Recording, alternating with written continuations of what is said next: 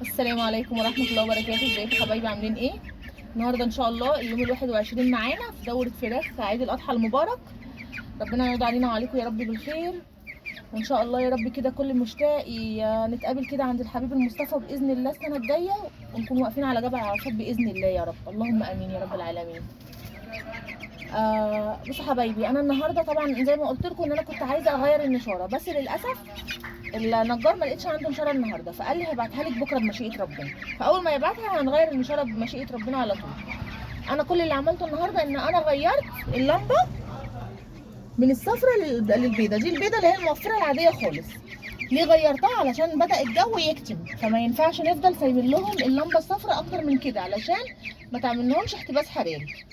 النهارده مش هنحط اي حاجه، لان امبارح كان اخر حاجه حطيناها في اللي هي الخلطه بتاعه البرد.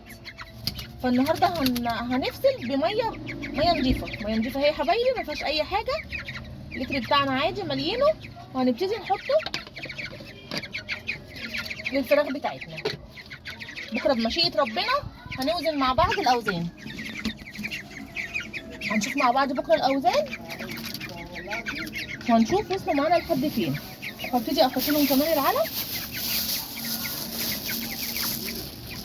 المكان لسه واسع عليهم، وانا لو حابه اوسع اكتر من كده، يعني لو حاسين المكان هيضيق عليهم هوسع المكان اكتر من كده، لان عندي لسه بقيه البلكونه فاضيه وممكن اوسع فيها براحتي.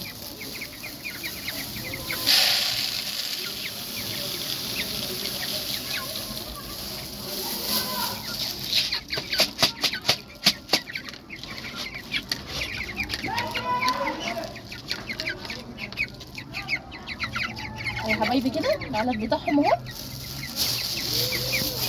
يا حبايبي عايزه اوريكم كده حاجه.